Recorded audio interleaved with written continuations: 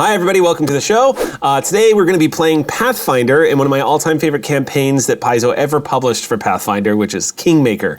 It's a very popular campaign that I highly recommend everyone trying out, and there's going to be an opportunity to do just that because their crowdfunding campaign has begun, and you're going to be able to play Kingmaker in 2nd edition Pathfinder. You can find out more about that. It's going to be on Game on Tabletop, and you can find it at kingmakercampaign.com. And I've got my trusty notes here because, as usual, if it's an RPG show, I've got to have my notes with me. The other thing I got to tell y'all is the 5th edition Kingmaker Bestiary is going to be coming out, and that's going to convert NPCs and monsters to use in 5th edition rule set. So that's pretty rad. So if you've never heard of Kingmaker, or you're interested in playing it, or you're interested in getting involved with it, now's a great time to check it out. It is one of the most popular campaigns that they ever came out with. And on that note, I'm going to introduce you guys to my players who are going to be playing Kingmaker with me today. And I'm going to start with the bearded one over there. Hi, I'm Jason Charles Miller, and today I'm going to be playing a human fighter named Valeros, who's noble at heart, fiercely loyal to his friends, and also fiercely loyal to a night of hard drinking at the end of an adventure. I'm Markeia McCarty. I'll be playing a human cleric named Garen Palms. She's a follower of Sarenrae, and she has vowed her life and her scimitar to Sarenrae. She will help the helpless, and she will not spare the blade for those that cannot be redeemed. Hi, I'm Sam DeLev, and I'm playing Merwin, the human witch. I have a familiar who's a fox named Zerda, and it's true what you hear. We do eat children now and again, but some of them have a certain spark as an apprentice. Hi, I'm Gina DeVivo, and I will be playing Kini, the human pyrokineticist. While fleeing her homeland, she met a very, very kind traveler who did not eat her and is helping her hone her powers. All right, so now that we know who our players are, let's go ahead and jump in. It has been 2 weeks of journey on foot, heading down to the northern parts of this green belt. You've been charged by the Lord Mayor of Rossland to basically make station in the northern parts of this green belt. Rossland is making an attempt right now to sort of lay claim to these lands. There's a lot of political intrigue going on, a lot of different powers that are claiming that this is their territory. And this is Rossland's way of sort of getting in there and being like, nope, look, we were here first. Apparently there is a trading outpost called Oleg's Trading Outpost that has been asking for help for the past couple of weeks. Now, given your history with the mayor and the rescue of the mayor's child, he has entrusted all of you to be the ones to go down and make contact with Oleg. He hasn't specified exactly what's going on down there, but he did give you a charter that specifically states that your main purpose for creating a base of operations at this trading outpost is to begin exploration of the Greenbelt as a way of mapping it out and reclaiming it for Rossland and the kingdom's surroundings. 2 weeks on foot has been a bit tiring, but thankfully the weather has been pretty good up until recently. Yesterday was a pretty heavy downpour, so today some of y'all are still walking around with damp cloaks on. It's that kind of got that post squish in your boots as you're moving down these paths, and you are occasionally passing large puddles. This path has been well trod upon for some time, but as you're getting closer and closer to the Greenbelt, it's becoming more and more obvious that the wilds are present here. The tall grass grows to about your shoulders. For kids, on the other hand, grows over your heads. You do occasionally pass the wary traveler on the road who gives you a tip of the hat, but is also kind of a little standoffish a little bit, not knowing who it is that they're passing on this dirt road. Plus, y'all look very unusual for an adventuring group.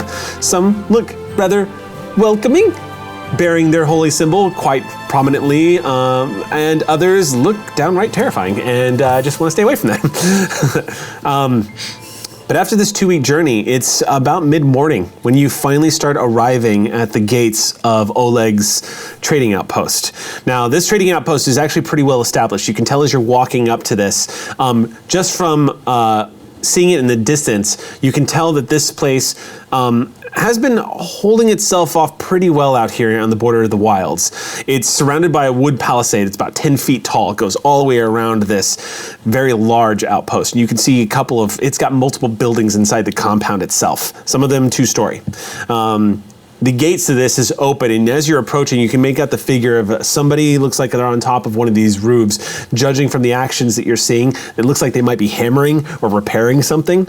But as you get closer and closer, you do see that the gates, these large wooden logged gates, have been swung open, and standing just outside, observing this person who is hammering away on top of one of these roofs, is a woman wearing what looks like a simple peasant dress that's being kept somewhat clean. And she has looks like her sleeves are rolled up, and she's got muddy spots like all over her arms and shoulders.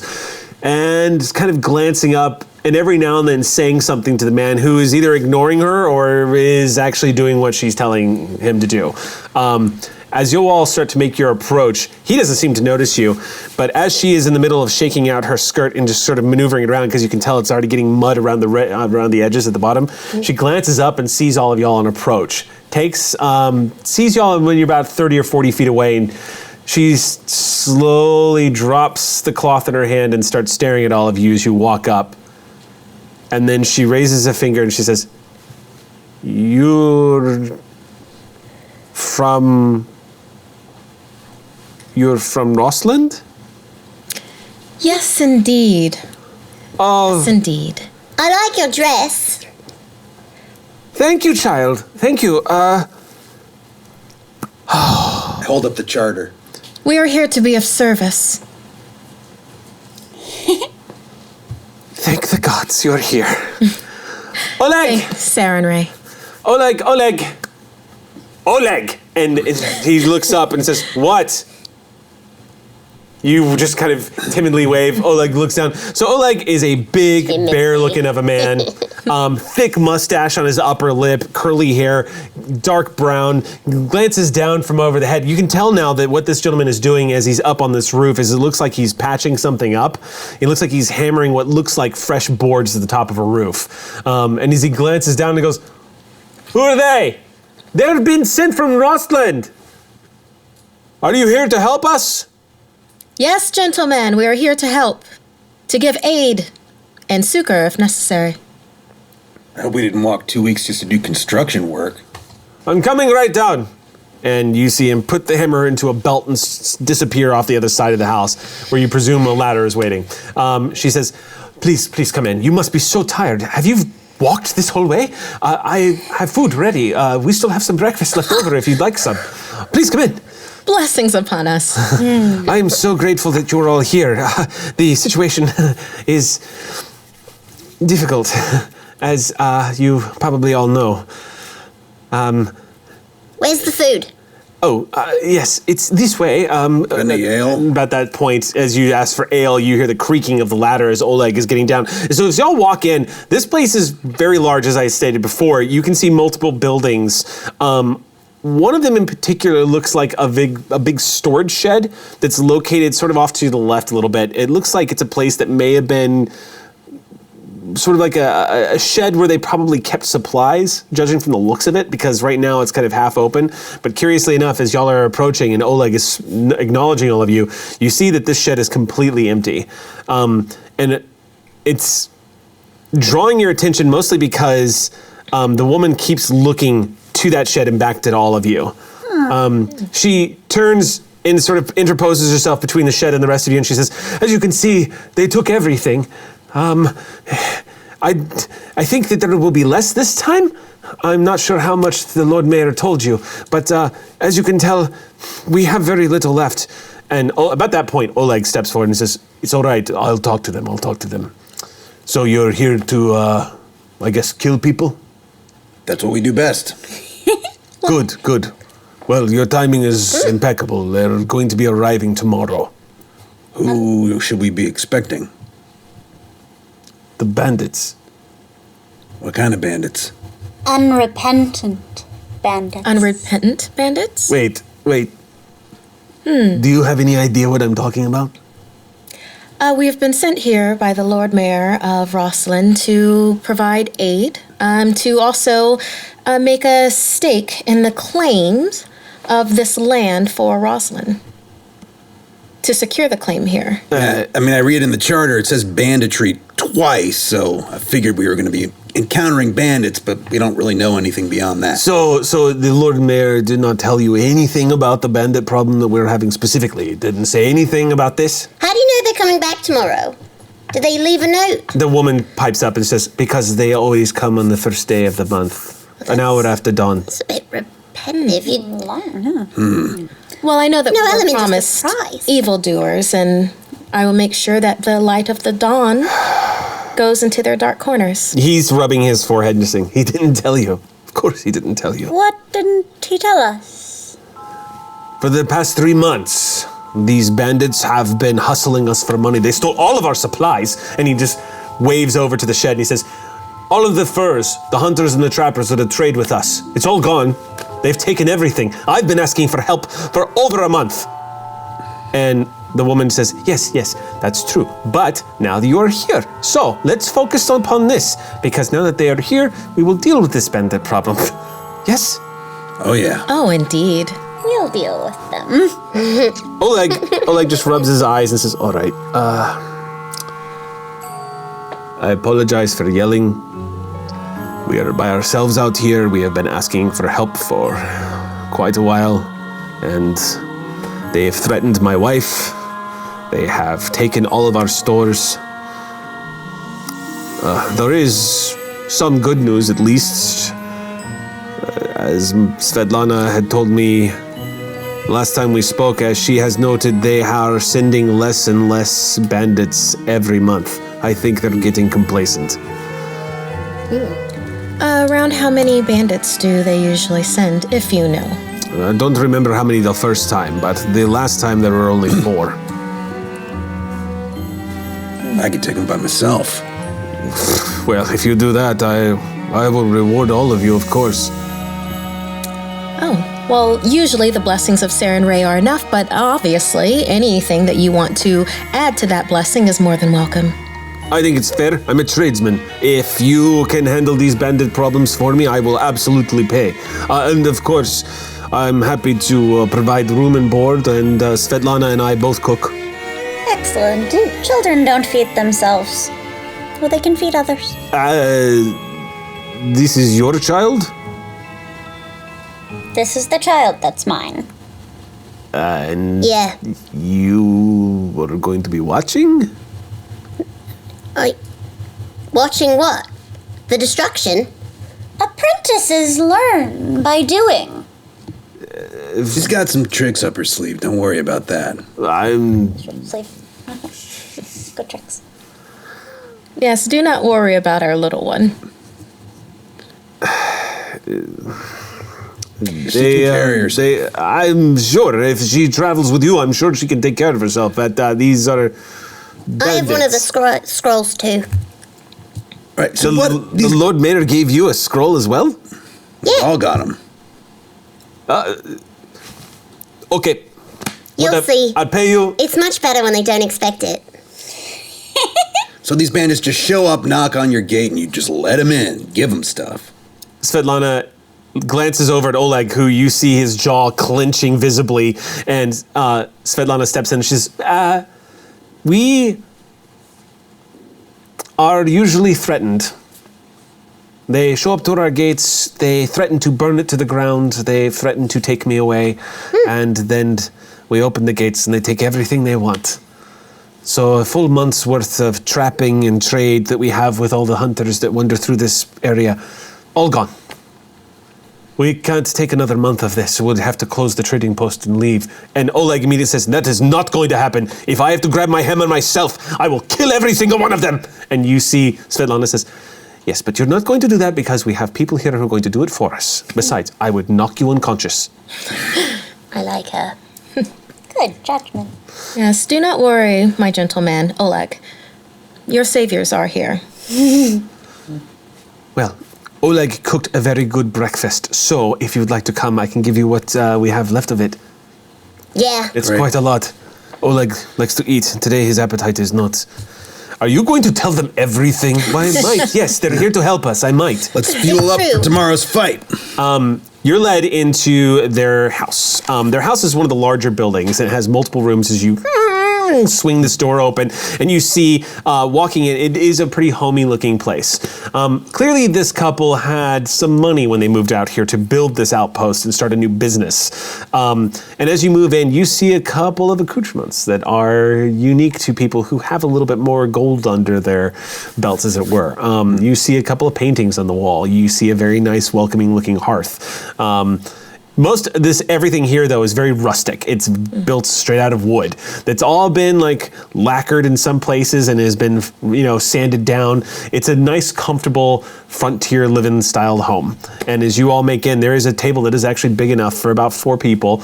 But she immediately goes over and grabs another chair from across the room where you see a desk.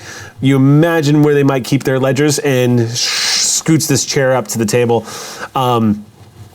And at about that point, you hear shouting from outside, just as she's scooting this chair up. Ooh, perhaps they are early. And she says, Oleg. She whirls just as she was about to do an introduction and storms outside, throwing open the door. I follow. Run out there. Mm-hmm. So as you all file out, moments after you just walked in, you actually see Oleg standing in the middle of this courtyard area with his arms crossed as Harsk, the Dwarven Ranger, who you had all encountered back in Rossland, comes walking in huffing, hair curled and soaked from the rain from the day before. He's pulling it back into a ponytail and just goes, are they here? Did they get here before me? Oh, it's just you. I'm gonna go eat breakfast. Harsk, you managed to follow our trail. How fortunate we are to have your company with us. Again. Kind of awkwardly spurt that out. Oleg says, so a dwarf is with you? Kinda. Yeah. Harsk finishes the ponytail, pulls it back, and he squeegees some of this hair. Just water's pouring down his back, and he looks up at all of you and says, you're easy to track. You're pretty easy to track. Well, you are one of the most talented rangers that I have ever had the fortune to come upon. Thanks. It had nothing to do with that, though. I could smell the kid from 12 miles away. I'm already at the breakfast table again. Mouth full of porridge and egg and just... Oh! This big thumbs up from leaning out of the doorway. Zerka, don't eat from her plate. Svetlana and Oleg confer on this. Harsk is a pretty meaty looking dwarf, but as you all know, Harsk is not your standard dwarf. He does not do the sword and board. He's not all about getting up there and smashing people with a hammer. This is a heavy crossbow loving ranger who loves to shoot things from afar and does not like ale. He kind of stands out a little bit from most dwarves you've met, but of course the one thing that he has in common with a lot of dwarves you met is that he tends to be tricky when it comes to being personable. You have all managed to adapt to Harsk's personality. It took a little getting used to from your previous adventure when you were all rescuing the Lord Mayor's child, but in a pinch, he's definitely handy. And you can get the impression too that the fact that he's followed you and the fact that he's kind of tried to make himself available to the party would suggest that y'all are probably the only people he's been around for any extended period of time that can tolerate him. And as he's sort of squeegeeing out this hair, he's glancing at the kid who's kind of giving the thumbs up from the doorway and says, oh, good. Food. And just muscles past without another word. Oh, joy. And Oleg just says, I guess we're feeding another one. And Svetlana says, yes, we're feeding another one. Shut up. And Harsk stomps his way into the house. Well, tracking mud right into the living room. Oleg, Saren Ray never gives us more than we can handle. I follow in behind. Oleg just says, but Svetlana follows you and she says, I'm so grateful to be having a person of holiness here in our humble little trading outpost. It's such a pleasure and an honor to meet you. Oh, thank you. The honor is all mine. I'm merely a devout follower of Saren Ray. So now, without interruption, one by one, y'all filter in, and Svetlana goes and retrieves a lot of the meats that were cooked earlier that morning that were being laid out to be turned into jerky and whatnot. But as she's pulling them out, she says, would you like some eggs? So what happens over the next 20 minutes or so is Svetlana begins to carry on as she begins to quickly heat up a fire and start cooking some rations basically for y'all. Cooks a couple of eggs, scrambles a few of them, serves them to you, just scraping it off the pan right into a wooden plate. I snap at Zerda until she stops begging at the table and curls up at the hearth in a little beignet. Zerda is your fox familiar? Yes. Okay. So Someone's been feeding her. Say a blessing on all the food. Okay. So Svetlana continues to tell you stories of Svetlana continues to tell you stories about how it has been hell here at the trading outpost, and continues to expand upon the information that you were given when you walked in the front doors. This place has been under constant threat of these bandits. Every time new goods are brought in, every time trappers bring in new furs and new goods from the forest, they are usually taken within about a couple of weeks. So the stores here have been low this whole time. Luckily, Svetlana says, we still have enough to continue forward, but as I said before, if we can't stop them, we will have to abandon the outpost. You're not going to have to do that. According to this charter, the punishment for banditry is death by sword or rope. I think we can handle that. Well, if you can do it by the sword, then we don't have to lose any of our rope. That's true. No problem. Although, I'm sure that Oleg would like to hang a few of them off of the palisade. I would prefer we don't If there are any pieces left, then we'll make sure that you get it. She stares at you for a moment. Kind of says, And hey, good. you can always reuse a rope. You Very true, yes. She seems to be a little uncomfortable. do not get away with evil in this world. You will be torn asunder. You will be ripped to shreds so that the dawn light can shine through. There's a few moments of silence and she says, praise Sundry. Indeed, praise her. More eggs? Starts scraping an empty pan. Looks like we're out. And about that point, Oleg steps in and says, so what are you going to do? They're coming tomorrow morning. Well, the way I look at it, maybe we let them in as normal, as you've been wont to do. And then once they're in, We killed them. we come behind, take care of them. I like this plan. Yes, we we would all- like for you and Svetlana to be out of the way. However, you just let them in, and then you let us do what we are going to do. I think I should defend my own. Do you have a decree from the Lord Mayor of Rosslyn in your possession? Well, this is my trading outpost. Surely I have the right to defend it. I kind of assess him to see is he a fighter? Is he the kind of guy that can probably... So why don't we do a first roll of the game then? Great. Yeah, so you want to find out if this guy has any kind of, I guess, any kind of fighting abilities or anything like that? Pride to fighting level. What exactly is the balance? Fair. All right, so if you want to get an idea of how this guy carries himself in battle, go ahead and make a perception check. Okay. And we'll just flavor this because you're a fighter, you know combat. Go ahead and make a roll and tell me what you get. Okay, great. Ooh. I got an 18. Okay, 18. Oleg does have size on his side, and he certainly has the fury. This man has probably never had a fight in his life. He has probably done an excellent job repairing and building the palisades outside, so he knows how to swing a hammer. At a person, Okay. hard to say, but you definitely, as you get a look at Oleg, he's someone who could probably get himself killed if he got into a fight with these bandits. If these bandits are as experienced as they probably are. Yeah. As bandits seem to be. Oleg, there's 5 of us that are experienced in combat here. And for as much as I know you would like to defend your homestead here, I think you should leave the killing to us. I know how to swing a hammer. Do you want to roll a diplomacy check?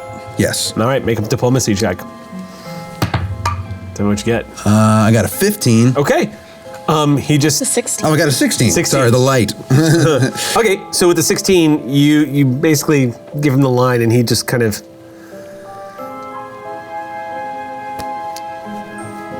Fine. You're still going to have a role to play tomorrow. It's fine. You're right. You're right. And this trading post will need you to continue forward after tomorrow is done. Plus, if we all fail, someone has to stay inside and defend your wife. Or husband, you see Svetlana say. I was trying to help him have a reason. We all know it's you. I can hear you, child. But you're not wrong. Fine, I will stay aside as much as I can. But if I see you all needing help, then you can count on me. We appreciate it. Can you show us the grounds and where the bandits usually go to steal your wares so that we can be familiar? Well, they raid the storage shed. I can show you everything. So, leading you all out introduces you to the general vicinity of the trading outpost. It's a pretty, as I said before, it is a nice little trading outpost. And it's just the two of them? Yeah, so far, all you've seen is these two manning this outpost. Okay. There is a stables. The shed itself, where they would keep the wares, is actually pretty large, which isn't unusual when you consider the fact that the forest that this trading outpost is nearby has virtually been untouched by civilization for so long. How big? It's about 20 feet by 20 feet. Perfect. Yeah, so pretty big. Nice in size. There's a big pit just in front of their house where a large bonfire can be made. And you do see stables. There is also a barracks area, which is the building that he was repairing. The door to that is swung open, and there are some really comfortable looking beds. And of course, as always, everything here looks very rustic. Now, one thing you do notice is there are catapults on all four sort of towered areas near the palisades. The catapults, however, look like they're in terrible disarray. It looks like they have not been used for some time. And Oleg starts carrying on about how he didn't build this trading outpost. This has been here for some time, but he is very happy that he came here to repair it. The catapults, however, have been completely useless. Whoa. They would take weeks to fix. But they've been up there for some time. Yeah. Does the storage shed abut any other buildings, or is there space between the shed and other buildings? It's a tight fit. So it's the storage shed is about 5 feet away from the stables and 5 feet away from their house. Good to know. So it's a pretty tight little spot in both sides. Who built this originally? He says, "Oh, well, it's a long story. I made purchases. I found out this place was in need of occupancy. I wanted to get away from civilization. There was opportunity out here. Now, most of the buildings I've helped repair, of course, it's what I do, so I would hate to lose this place. And the bandits have threatened to burn it down more than once. Twice, in fact. Tomorrow we'll make 3 times. No, it won't. Well, I'm very comforted. About that point, you hear a large belch, almost forgetting that Harsk is here again, comes stepping out, wasn't listening to any of this, still at the table finishing off his meal, and steps out and just rubs his hands together and says, "So we're killing bandits?" Yep. Yeah. Yes, they will be here tomorrow. All right. We should be waiting for them. Dawn seems like a good time. I guess we're letting them in, and then we're gonna kill them. Yeah. Yes, absolutely. Yeah, Would that you sounds good. like to see the grounds, or are you just... No, I'm probably just gonna sit up there, wait until they come in and shoot them. Sounds like a plan. You go ahead and do that. Yep. Yes. Yep. In fact, I think I'm gonna go get set up. And Svetlana says, "Well, they're not going to be here till tomorrow morning." No, let him. Oh. Let him just go. Yes, it's right up there. The stairs are right over there. And Harsk just goes, yeah, it's all the stairs, and thuds away. It's cold out here. I want to light the bonfire. Okay. So you have an ability that just lets you do that, yeah? I do. It's cold out here. You snap your fingers. Yeah. There's a... You see these sparks fly out from underneath the bonfire, and then there's a crackling sound. And Oleg's eyes, he just kind of furrows his brow and leans in close. And Svetlana goes, "Ah, magic! You're a magic user. That is delightful. Oh my goodness. Is this who you learn your magic from?" Well, not sort of. It's sort of inside, and they're helping me bring it Cultivate potential. out. They won't be threatening to burn down anything anymore. Oleg just says, "I hope you don't plan on burning down anything either," as the bonfire begins to pick up. I considered it. I won't be burning down your stuff. Just theirs. Just keep in mind, child, that this entire place is made of wood. Just keep that in mind, please. She can control it with rather pinpoint accuracy. I think you'll be okay. I've had a whole year of training. Gods. Yes, Kini is a singular talent. I never get tired of you using your fire. It reminds me of home. My entire home was burned to the ground. It was a brutal raid. Almost everybody that I'd ever known was slaughtered in front of me. I could have gone down a path of vengeance, but instead, Sarenrae found me. So now, I believe in redemption and healing, goodness, the sun and fire. She's not telling you the Sarenrae story, is she? You hear Harsk from up on the palisade. She is! Yeah, I'll just go ahead and cut to the chase. We're all adventurers. We've all had a tragedy in our past, and we're all kind of fucked up one way or the other. I don't know what you're talking about. Not. My life is idyllic. So unless there's anything else, do you guys have a specific plan for this ambush, or do you just want to follow it with, like, y'all are behind the doors closed? I've got a plan, if you guys would indulge me for a second. please. Yeah. And we're probably close on the same page. So I say Harsk and the two of you are up on the balcony. The two of us are at behind the doors. When the bandits come in, you and I slam the doors shut. We rush in, melee style, the three of them. In the open grounds between the shed and... They start shooting from the top. I think we got them like that. Svetlana pipes in and says, "They will be on horseback. Just so you know." I don't know what that will mean for... So battle. we get to They'll be keep close. the horses. Right, they'll be even closer to you to hit them. So we want them to get off of the horses then, right? How about if we are in the shed where they'll be going to? They'll get off the horses, we bust out of the shed, and then they'll still be in the open ground, but they'll be off the horses, and then, by Sarenrae's blessing, we'll have those horses to ourselves. Good plan, you hear Harsk say. And Oleg says, "I cannot wait to see their faces when the door opens." I like that. Yeah. Should we be in the shed, or should we guide them into the shed? I think we're guiding. Guiding? How do You're you- not... We guide with Further arrow away. fire and regular fire. Let them think the goods are in there. Put some basics for them to try to gather. Do they all usually get off the horses? them. And they seems like they're pretty complacent at this point, right? They don't think they're get off gonna the horses. They come in, they get off their horses, they take everything we own, they leave. Okay, then we'll bust out of the shed. Take them down. So who's going to be waiting in the shed? I believe it's myself and And the fighter? Belarus. And the two of you are going to be waiting outside for when all hell breaks loose. That's when y'all jump in. Yeah, we're That's probably good because on the balcony about 30 feet away. And we need Okay. somebody to And- slam the gate shut. Yeah. Who's going to be the gate slammer? I guess that'd have to be Oleg then, right? Oleg and Svetlana? Yes, Yeah. I can do it. That I can do. I believe it. There, you're involved. You're the gatekeeper. Svetlana says, I suppose I could do it as well. That way we both get both doors at the same time. Perfect. And then you hear Harsh say, and then after that, both you get the fuck out of there. All right? Sound good? Sounds See, I contribute. I know what's going on. Indeed. It's a good plan. Can we go to sleep now?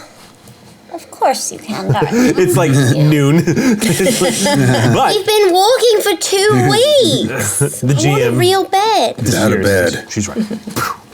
All right, so Svetlana says, Oh, of course, child. Let me show you where you can sleep. And of course, everybody is welcome to stay here.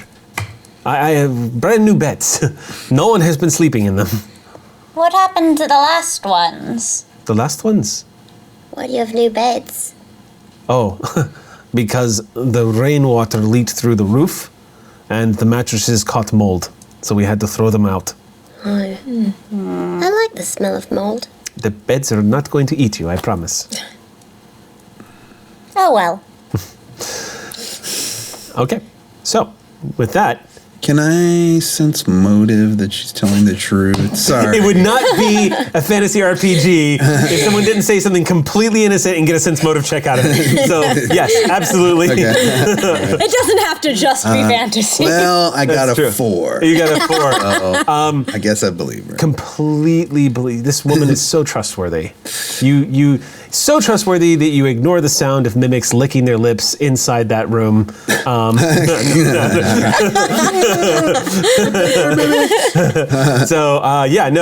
She leads you into the barracks area where you see 4 freshly carved and new mattressed beds. They look quite comfortable, and the roof you can see that there has been some water damage to the roof where it has been patched up.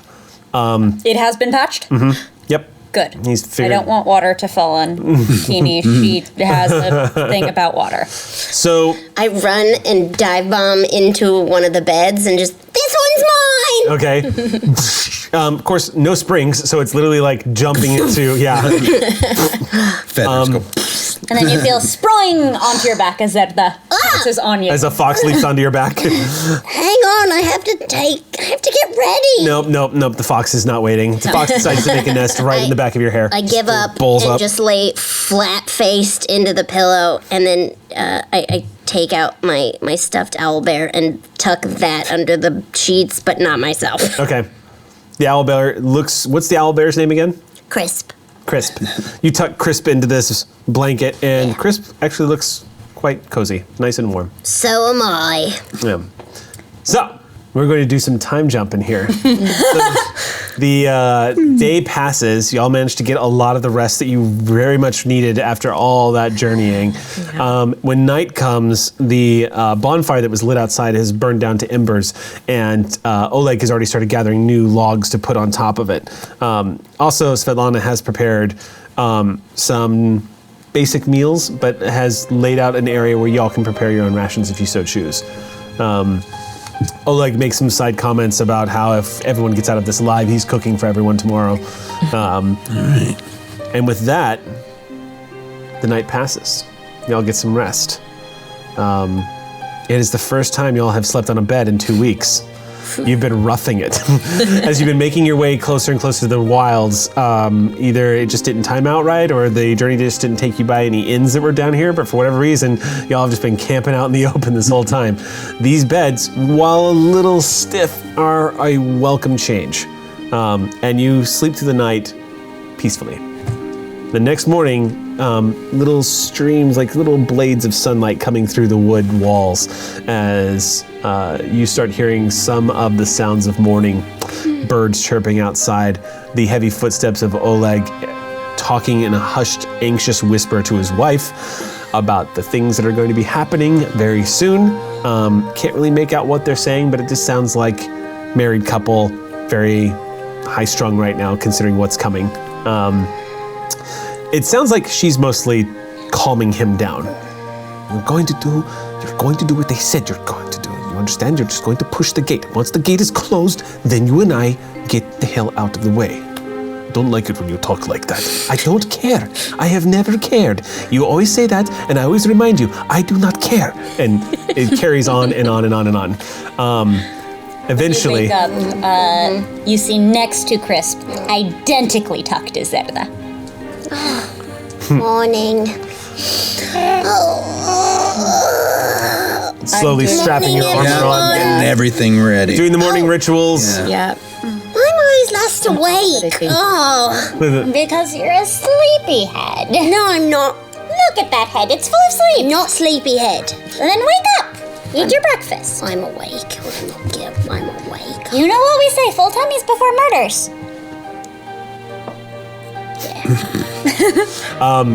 You're just watching the antics of these two as you're tightening the leather strap upon your armor. Takes you about a good 5 to 10 minutes to get it all suited up, putting the gauntlets on, strapping them up, checking the blade, making sure everything's in order. You check the balance. You go through your rituals, basically, making sure that you are going to be ready and that everything is set for the bloodletting that is going to be taking place pretty soon. Harsk is doing the same thing. You see him pulling back this heavy crossbow. I mean, this heavy crossbow, being that it's being held by a dwarf, is about the size of his torso. So he just sets it on the ground and just, with one hand and a feat of strength, just cranks it, the bowstring all the way down. Never stops being impressive that he can do that with just one hand. Hooks it on the thing and then starts cranking it back and gets it loaded. Slides a bolt on and he just starts angling and says, "This was worth it. I haven't killed a bandit in a while. This is worth it. Thanks for having me." Yeah. Oh, well. Anytime. No. You fall. Okay. Yes. Yes. Gets up, throws a sack over his shoulder where you can see Wait. shafts of bolts sticking out the end of him. I run up to him. And stops and says, "What?" Full bellies before murder. Yeah. Takes the jerky right out of your hand and shoves it in his mouth. Stops for a second and says, "Was that jerky?" Maybe. Fine. What? What's wrong with jerky? Jerky's fine. Just making sure it's meat I'm eating. And he steps out, swings the door open. Svetlana was about to knock. She steps out of the side as the dwarf just shoulders past her rudely and starts stomping towards the back area of the gate. And about that point, Svetlana and Oleg step in and says, "Well, if they're to be predicted, they should be here very soon." Anything else you can tell us about them? Are they just humans? Are they... Humans? Oh, no, nothing unusual. Humans. Yeah, okay. Their leader, she has not come around for a while. She is frightening. Scary, scary woman, but she mostly sends her underlings at this point. The only thing I could tell you is they all wear, well, not all of them, but the one that does most of the talking, I should say. He wears a silver pendant with a stag head on it. I thought it was a holy symbol at first, but I don't know anything about religion. No offense. Oh, none taken. May I make a knowledge check of some kind? To find out what the stag is? Yes. Okay, so that is going to be either a nobility check if you've got that. You could also do local or history. Ah, well, in that case, none of those. Ah, excellent. So just make a straight roll. As a total of 10. A total of 10. There's just two. The truth of the matter is the stag is used so often as a coat of arms, as a symbol, it's hard to say what that would be pertaining to. And so Oleg just says, "Yes, so I guess I'll go get in position behind the doors." And then right when he says that is when you hear a distant neighing of a horse. Ooh. I want to pull out my scroll to start casting mage armor on myself. Okay. That lasts for an hour, yeah? Mm-hmm. Okay. So you pull out a scroll, and Svetlana watches you mesmerized. You unroll the scroll, seeing the arcane text in front of you, the sacred words that you've memorized over and over, and reading it off. You all watch again as you've seen them do multiple times. You feel everyone is aware of the presence of magic in the room suddenly. It's this sort of warm sensation that sort of gathers around them as the words whisper and begin to thunder all around. And you see this sort of blue glow begin to envelop all the vital areas of their body. Sort of plates, sort of looks like translucent blue sheets of magical energy that just appear glowing over all of their arms and chests and then vanish. The magic, to you can feel it humming near them. And you roll the scroll back up, the incantation complete. I don't make eye contact like I didn't notice people watching me. Svetlana is just mesmerized and is just staring at you like, I've never seen magic before. Hopefully you won't see magics like these again. We're not all as accommodating as I. Outside you hear Harsk say, I think the assholes are coming. You hear a shout from the palisade. Shout. Let's all get into position. Yeah. Right, quickly. All right. Pull my As you all, scimitar. Tuck them in my belt. Run to the balcony. all right, so everyone starts getting in position. You both head into the shed, closing the door right behind, sliding it closed. Weapons drawn. Are you drawing both your blades? Oh yeah, long sword and short sword. So here's the thing. So that doorway is 5 feet wide. So you're going to be able to get one out at a time. Are you going to wait for them to come in and then do basically what you're going to do with the gate? I think we should do that. I think we should maybe wait on each side of the door so that once they're in, Flank them.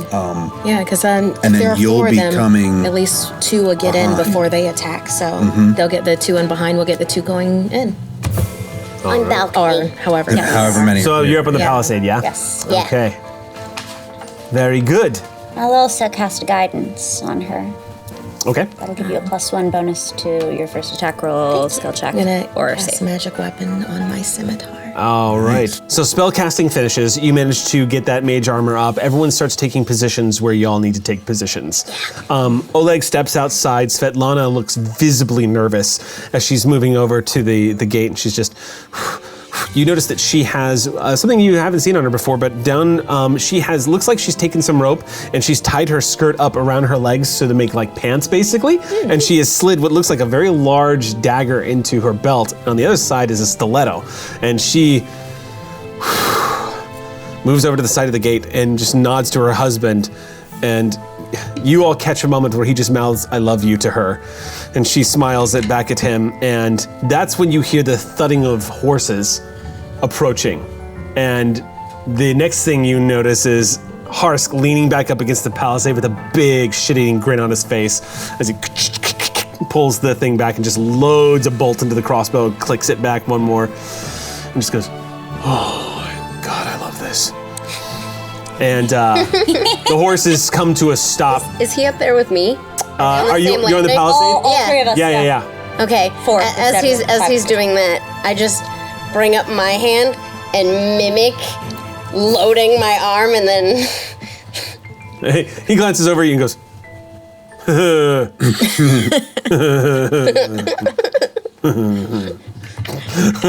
and about that point you see from just between the palisade, like the space between the wood and the palisade as you're glancing through, you see what looks like 3 bandits and a leader. They are all wearing exactly what you might expect bandits to wear. They are not wearing anything flashy. It looks like very earth-toned leathers and quivers. They have bows. You can tell that they are set up, but they definitely look like they rough it all the time. You do see a couple of unremarkable tattoos on the arms and whatnot, but for the most part, it's very obvious who the leader is. This one is at the front of the horse line. He is wearing a green cloak and dark browns, tans, has thigh-high boots that roll down, but he also has a bow, a very fine-looking bow and arrow. You see the leader, he also, with that fine bow that it's actually been pulled off of his back and he's kind of resting it in front of him, but you also see that stag emblem that is hanging around his neck, catching a little bit of the glint of the morning sunlight as he comes riding up. They come to a stop. Woman. What's that? I'm sorry, I thought the leader was a woman. The leader is a woman. Okay. This take was, you said the leader was a guy. The leader of this bandit troop is a guy. Got it. Okay. Yeah, the leader of the bandits is a woman who has not been around for a while. Got it. Yeah. So he comes riding up in the lead of this horse line. As I said, there are 3 behind him, and it's just him and 3 other bandits. It looks like they are a little surprised to see the doors of the trading outpost closed.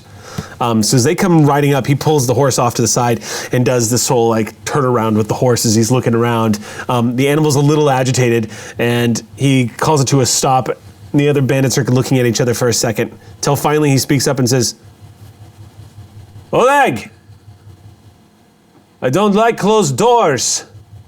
Open up." Oleg. Oleg shouts back and says, "You've taken everything we own." "Not everything. Open the doors. You know how this goes. If you don't open the doors, I'll burn this entire trading outpost to the ground." That one first. Oleg nods and just goes, "All right, I'll open the doors." Nods to his wife. He goes over, grabs this leather rope, it's like this knotted leather rope, and starts pulling this door open. these gates slowly swing open, the wood scraping against the soil on the ground, creating drag marks into the wet earth. And as he pulls these doors open, you see, exposed now to the inner side of the fort, these bandits begin to trot in, completely unaware of all of you. They make it all the way in, and you see there's you catch the slight clipping sound, like a tapping sound, that only you can hear up this close, but it's Harsk just tapping the trigger of the crossbows. He's just watching as the backs of these bandits are completely like right in front of him. I mean, it's a juicy shot, and he's just going, Shh, we have to stealth. I know. This is just so good. The bandits move closer and closer into the fort. Oleg comes tromping up to him and says, "You know where we keep everything, don't you? Take it." And the leader slips off the horse. The rest of them dismount. And the leader walks over to Oleg and says, "I don't want to ever see that door closed again." And begins to move over. You see the leader step in front of the other three, reaches for the handle of the door, and opens the door. There is a dark shack in front of him. Without checking his flanks, he steps in, followed by another one. There are two immediately going to enter into that shack. It is now ambush time. So, there is this is a surprise attack. So the first round, they are not going to get any initiative rolls here. So you all have one action on this ambush. Who would like to go first? We'll just do this. We're just going to do this so that everyone can, because what we're going to do is after this ambush round, I'm going to have everyone roll initiative. Yes. Okay. Do you want to go for the bandit? Sure. Yeah. I would like to go first. Okay. And debuff the bandit. So, like daggers burning into the bandit leader's back, I cast an evil eye on him. So you're going to do this before you lose sight of him as he's walking into the shack? Okay, so the moment he's walking in, no, you don't have to make eye contact with him, right? You can just look at him? Okay, so casting the evil eye, describe to me what that looks like when they cast evil eye. Is you kind of like narrow your eyes and pinpoint that one? Again, you feel this time the magic that's emanating from your mentor is not quite so neutral. There's a maliciousness to it. You've felt the evil eye being cast on people before, but basically ill fortune has just turned its head and has pinpointed that bandit as he walks in the door. And who's next? You all get one action. So that will lower the leader's AC by 2. Nice. Well, I would say if two are coming in, and chances are we were on both sides of the door, I think we said that. So I'll get the one that's closest to me, and you get the one that's closest to you. Probably the bandit leader is closer to you, the first going there. Okay, great. Yeah. I'm going to take 2 swings at the bandit leader. Okay. I've got 2 attacks. So with my long sword, let's see, I get a 17. Okay. Should we do this one at a time, or should you do them both? Do it one at a time. Okay. Because it's going to be, because you're attacking with both, so you make sure to use your multi-weapon attack at the top. So okay, 17 is definitely going to hit him. Okay, great. So with that, he gets, he takes 11 points of damage with my longsword hit. And then with my short sword. From the first hit? From the first hit. My short sword, I got a 4, so I doubt I. The reason why you missed with your short sword is because his corpse is dropping to the ground. You were expecting that to be a little meteor of a fight, but as he walks in the door, he's in the middle of saying, "Where the fuck?" And then this blade enters the back and literally inserts itself between the spine, enters in the mid part of his chest, and as you rip it free, a very fine line of gore just spatters in an artistic arc right across the floor in a beautiful little design. And he coughs up, blood just gorges out of his mouth as he topples to the ground, immediately dead before he hits the floor. That was a very quick encounter for him. All right, so you're next, Markeia. I am going to grab the second bandit, using them as a shield towards the door, I'm grabbing their head. I have my scimitar underneath their throat, and I'm going to give them a chance to pray for their redemption. So that's a grapple attack. Yes. Okay, so that's going to use a different set of rules. So for the grapple attack, we're going to be using combat maneuver. If you're going to try to grapple him, then this is going to be a touch-based attack. So he's not going to get his AC. But you're also not going to be able to use your weapon bonuses or anything on this. This is going to be a straight-up strength check. So you're going to be rolling against his AC. Like I'm going to be rolling my my CMB versus his CMD. That's correct. Yep. So Is go that ahead. a D20? That's a D20, yeah. So go ahead and make the roll and tell me what you get. I got a 19 plus 2, so a 21. So, almost like this cleric has been training in the WWE for the past few years. He also, in the middle of saying, what the as he watches this fighter leap out of the darkness and cut down the leader of his troop, he gets those words out of his mouth when you grapple him from behind. You raise the scimitar up to his throat. That's your action. He has been grappled. What are y'all doing? The other two are watching this happen. Wonderful. The ambush round is going very poorly for these guys. So, Kini, who has been biting her nails, learning patience, looks at Harsk for sort of permission to go next. Harsk. Because I can see that he's a little trigger happy. All right. But I'm also trigger happy. Okay. Harsk, with a charisma of 6, says, "No, me next," and fires. So if he's been given the option, he's gonna fire first. I light his ponytail on fire. Oh, that's your next. That's the next round combat action. It's All right. Harsk, though. It's Harsk. It's Harsk. Come on, it's Harsk. Let's see. Ooh. His ponytail's wet anyway. Where's that now? Fine. All right, Harsk definitely hits. However, did not kill him. Harsk, you see the crossbow bolt slam into the guy's back right above the shoulder blades, and you hear the screaming sounds of the bandit who's just been struck. That causes the other ones to start reaching for his weapon. This is all happening in moments. Yeah. You can go now. So Kini's hand is ready to snap at Harsk's ponytail, but knows better and rips her nail off and just spits it down, and then refocuses on the boy that hasn't been arrowed or captured. Okay. And snaps, and then for 14 to hit? 15, because I'm guided. That is definitely going to hit. Yeah. Oh, no, wait, actually, it's way higher. Is it? Yes. What'd you get? 18. 18. Okay, so that is going to hit by a large margin. Tell me how much damage does he take? 4. 4 points?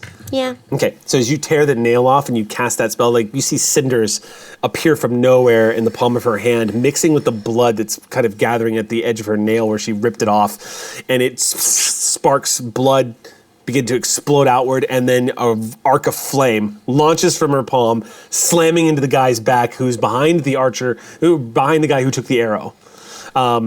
He lights up. You see scorch mark on the back as he's drawing his sword and lets out a vicious scream. That is everybody's action.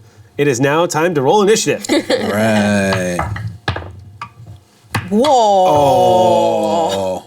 He just rolled a natural 20 on initiative. Okay. Nah. What you got? 9. 14 for me. My dice got psyched out by your nat 20. All right, so let me roll for Harsk here. Harsk he's just too angry. He's just too angry that he didn't kill in that one shot. He's very upset. What's his number? He's on a 7. Yes. I go first. You're gonna go before. Harsk is not great. All right, so you rolled a natural 20, Right, so Jason. I got 22 total. All right, so who's next? What'd you get? I got a 9. A 9? Okay, what was about you? I'm a 9, but I'm not a natural 9. That's okay. Okay. So Yeah, I'm a 14. natural 9. 14, No so- fires. Yeah. God, y'all are all going first. So 9. Okay, I Harsk. should really get some orthotics. With Harsk that. is going. Yeah, this is not going to go. This is not going to go well for them at all. All right, Valeros. So I would like to take a few steps out of the This is not going to last one round. cabin, and since I have 2 attacks, could I swing at both? Or Well- I would have to. Yes. I mean, so what you could do is you could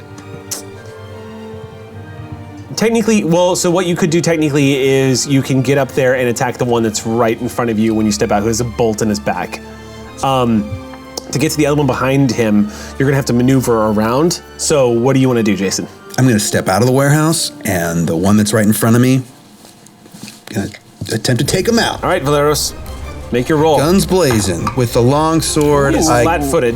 With the long sword, I get a 19. That's a critical hit. Because you score crits on 19 and 20. Well, it's modified though, so I didn't roll. okay. 19. I got a 16 okay, plus cool. 3. That's definitely gonna hit. He gets 6 points of damage to him. You got the narrative if you want to tell me how he dies. Basically, because he's he's the one dying. with the arrow in his back. Yes. Let's see. I, with precision, note where the arrow is in his back, and then just stick my sword in the other end, so that basically the arrow tip and the sword tip meet, splitting him apart. You watch miraculously from the other side of this gentleman as the arrow removes itself. But in its place, a sword blade comes popping out of the hole that the arrow made. What are the odds? You do so much internal damage. He grabs the blade and stares at you in shock, like he doesn't believe you're there. And then the blood begins to run out the side of his mouth, and he slumps on your sword. And as you pull it out, there's this horrible suction noise, just, and you pull it free, and he thuds to the ground. There is one left. And Two. The one I've grappled. no, the one that you have grappled, right? There's one left in combat who, unfortunately, it's not his turn. So next up is a very giggly witch.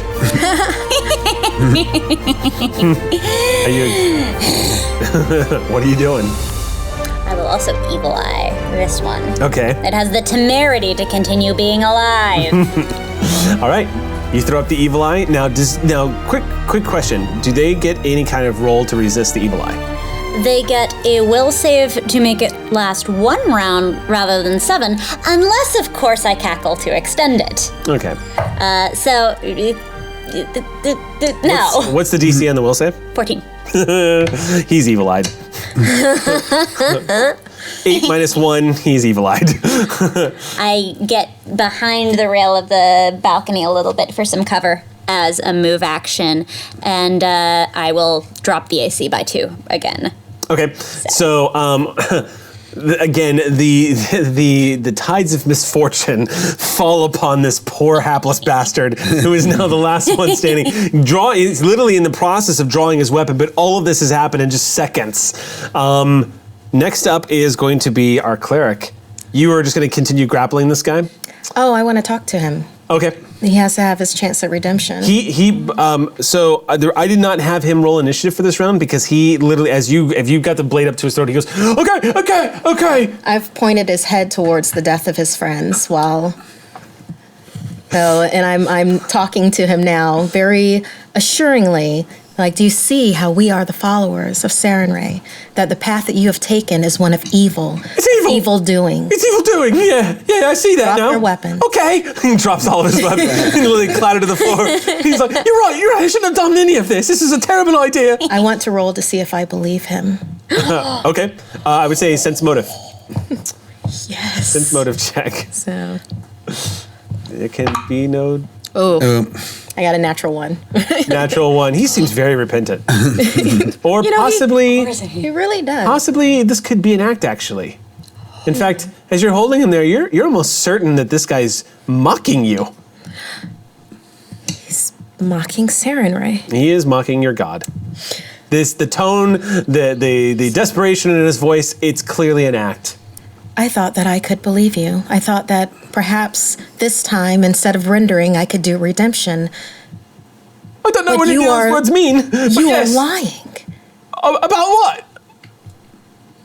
You're not saved at all. Is that bad? I will deliver you from this world. He seems to understand what that means. Let's look up the rules for coup de grace. Then I have to really focus if this is... You murder this man. It's a full round. It's just a full round action? Yeah. Okay. Then I would say roll damage. Oh. If you're going to drag your scimitar across his neck. I think I want... I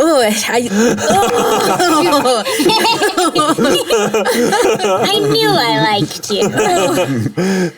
Mocking my god, but I follow a good god. I will not kill, but I will maim. Perhaps there might be redemption further down this one's road. How do you plan on maiming him? Well, since I have around here instead, Roll.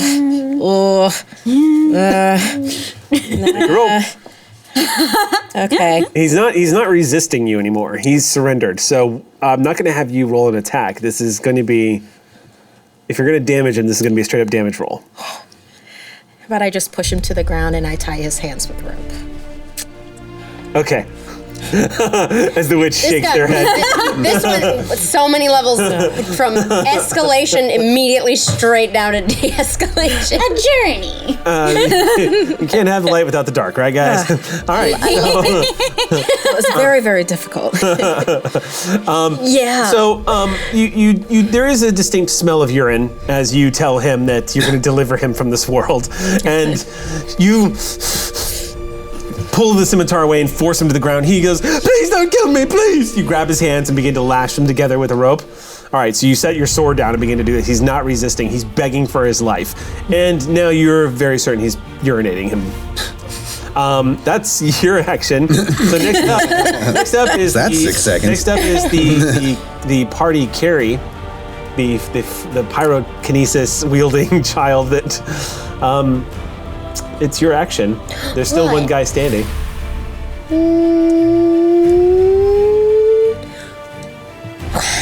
Okay. Make your roll. There's no saving throw for this, correct? He just takes damage. No, this is no saving throw. This is straight up hitting the AC. All right. Damn. All right. So We need 22. I am sad that we don't have a dice cam for the rolls y'all are getting today. So 22 to hit him. Yeah, but it's only 2 damage. Because So 2 I'm a points? little distracted now. Okay, I yeah, got that the doesn't- hang of it, and my fire's not currently burning me, which it usually does. So I'm kind of happy and just kind of. It's more of like it's this kind of. That does not finish him, but he does hop up and down, going, "Oh God, what the hell?" He's patting his back as best he can. Harsk is up, but Harsk is Harsk. shooting this freaking crossbow, which means he's got to reload this thing. So he has a great axe. Wow, he has a great axe. They have a cave troll. All right, so Harsk. Harsk, it's not in his nature, but you see him drop the crossbow and go, no, I'm getting him. He pulls the great axe off of his back and hops down, hits the ground, and starts moving over towards this guy. He's not going to get to him by the end of the round.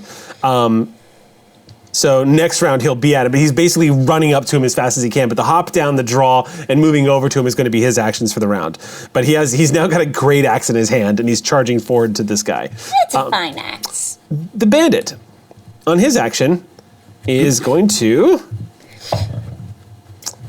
the bandit drops his sword, throws his hands up, and goes, I'll give up.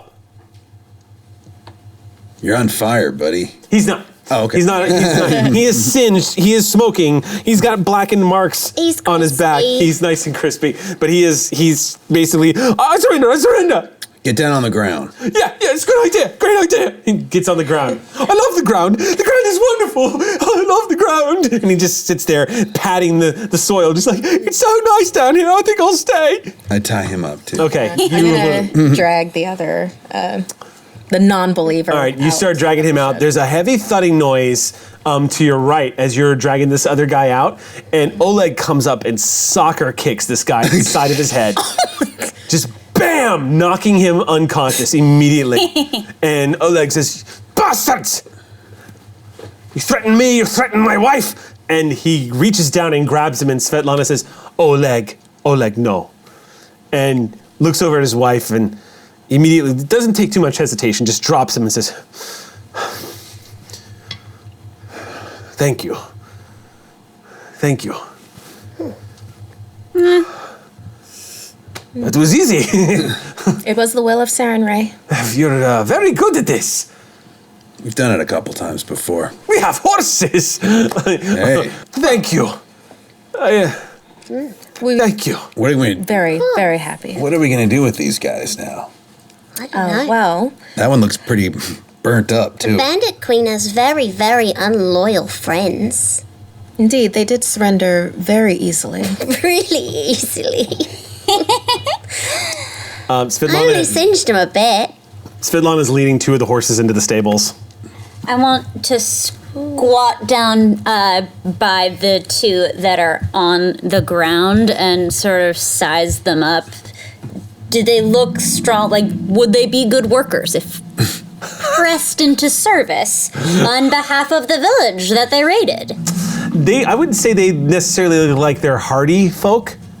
They look kind of wiry, muscular, but look a little bit wiry. They don't look like they're really heavy lifters or anything like that. These look more like archers and backstabbers, so to speak. Perhaps we should interrogate them first before... They didn't even get around to combat. Perhaps we should interrogate them first before they may be persuaded to be on a better path.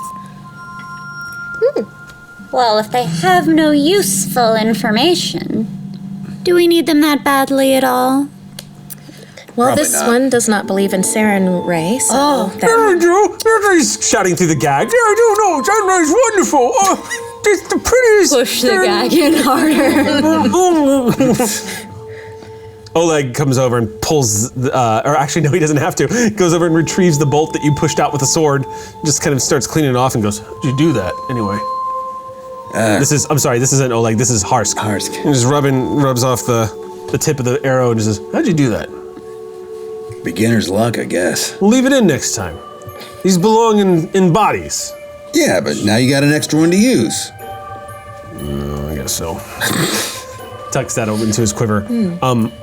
Again, the horse is being led away. Oleg comes back and says, I think that's everything. I can't thank you enough. I can't believe that you just did that so easily. You're great help to have around. I'll have to send all of my compliments to the Lord Mayor. Of course, I'll pay you for this too.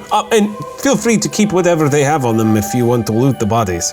excellent. And if you find things you don't want, I'm happy to buy them from you at full price. I begin looting the living ones.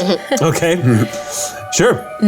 So let's see. On this living guy. I'm just establishing dominance here. So both of them, they all kind of uniformly are wearing what looks like padded armor. And each of them comes equipped with a short sword and a really shoddy looking long bow. Thanks for the outpost for him to trade. I will search the bandit then. Okay. The bandit leader. Okay. Is the one that Oleg kicked unconscious? He's one of the ones that's alive, yeah. No, but is he unconscious? Oh, from he's the unconscious. kick? Yeah, that's Okay. correct. Yeah, he is very unconscious. So yeah, longbow, leather armor, about 20 arrows. There's 2 days worth of field rations. It looks like they both carry some food in their packs. And each of them has 10 gold on them. Wow. So business has been good. How much are horses? Well, I'm certain that Oleg would let us have the horses that these bandits came in on. You wouldn't make a little girl walk as we're protecting his surrounding environment. Are you asking Oleg? I'm not saying it out loud, I'm saying it in his hearing. As I puppy dog eye straight to him. Yes, because when one really thinks about the way of Saren Ray, I mean, if we were not here, then these 4 horses would have been laden with all the goods that were left in Oleg's trading post, so... And we did have to walk here. So Oleg much raises his hand and says, walking. please, please, So please. sore. Please, I am a merchant. I know what you're doing. You don't have to do it. I was going to give you the horses. I'm very happy that you have all saved my trading post. Of course you can have the horses. Thank you. Oh, You're welcome. Well, the least I can do. gentleman. We've saved it for now. I mean, It's true. they don't show up. Someone else is going to come back. It's Unless possible. we go to them first. I think I want to that's brilliant. sit in front of the one that was passed out and just start sort of trying to wake him His up. head is just bobbing to the left as you're going to knock it on his head. Wake up. The other one is just watching and remaining very quiet. What did the bandit leader, the dead bandit leader, The dead have on bandit him? leader. Okay, so, yeah, he's a little bit, obviously a little bit more well equipped. So this is what you find on him. He has 2 flasks of alchemist fire. Wow. Wearing leather armor, he has a composite longbow. So this is a nice bow. Has 20 arrows. Also 2 days of field rations. There is a silver stag lord amulet. It's worth about 20 gold pieces. And in his pouch is a hefty haul of 35 GP. My Nice. goodness. Is there any magic to this amulet? You can kind of just look at it. Now, do you have to cast Detect Magic on this? I can cast that. I have that prepared. Okay, so you focus on it and begin to attune yourself to the world around you begins to fade away. You stop hearing the birds chirping, the conversations. You stop hearing the neighing of the horses, and eventually there's just this low roaring sound in your ears as the blood is pounding through your veins, and you focus deep on this amulet. This is a chunk of metal. Useless. I want to start gathering together some dirt and mundane herbs and wait until my apprentice has woken up, Okay. the unconscious one. And the 4th bandit, did anybody want to, the arrow dude? Arrow dude. Same thing on him. Okay. He's going to have the 10 gold pieces. All these bandits basically have the same setup. They all, looks like they probably divided out however much that was owed to them. They've each got 10 gold pieces on them, a longbow that looks kind of shoddy, leather armor. Yeah, short sword, 2 days field rations. I sort of crouch down next to the one that has the gag in. Okay. He's awake. Yeah, he's side-eyed, looks up at you as you crouch down next to him. Pull his gag out and I go, how many are at your headquarters? Why, I don't know. There's a lot of them pass through there. I wouldn't say I know an exact number. You gonna punch him? Mm-hmm. Okay. Roll a d4. Or I think it's actually just straight up. Yeah, d4 is monk. So this is actually just straight. What's your strength? 16. So, okay, so 1, 16, so 3. So he takes 4 points. He goes unconscious. Valero! You knock him out. I was trying to motivate. Don't need them both asleep. I motivated him too hard. Bam! The fighter just clocks him right in the face, right across the chin, and he goes right out. All right, I want to head try to thuds into wake the dirt. this one up by sort of taking a little bit of my Oh God. my. Are I see you what you're gonna doing. light him up? Yeah. No! Are you? He's smelling salt. Are you- Smelling salt. He didn't wake up when I jiggled his head around. Okay. So, new method. Harsk just goes, do it. I want to see this. Do it. Please do it. I did it. The guy just sort of, what? Wakey, wakey. Oh God! You see, like, it comes back to him like the past, like, yeah, the nightmare scenario of waking up with all of y'all like leaning over him, your hand just covered in sweat. I'm holding his head, and I just lean his head to his friend who is alive but is now passed out, and just say, he couldn't answer the question correctly. Y'all are terrifying. So you need to answer it better. How many people are at your base? Base. Never really know. That's couldn't- not- He's that's the speaking to the end. gag. That's the answer he gave. Oh yeah, no, it's true though. Not really sure how many total. Any given time, maybe 6 or 7. Better answer. That's it. Great. How far away is your base? About a day's ride, I think. Which would make sense why they have 2 days of rations here and then back. What's And your the- leader's name? That one. When you say that, you see he turns pale. I want to fix him with an evil eye Okay. on skill checks to make it harder to lie. Okay. So it's a willpower save? Yes, but as long as I cackle, it'll keep going. Yeah. So yeah, no, he's not gonna make that.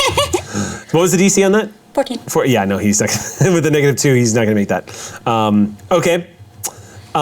So, yes, you see just the mention of whoever the boss is causes him to visibly look terrified. This is made very apparent by the fact that even though he's laying on his stomach and he's kind of glancing up at all of you with dirt all over his face, the animation brought on by the anxiety of having 4 would-be murderers standing over his head comes to a stop, and he looks at all of you and he just says, "No, don't make me tell you that. She's you don't want that kind of trouble. I'm doing you a favor. Don't." You don't want this kind of trouble. No, I know. What is your name?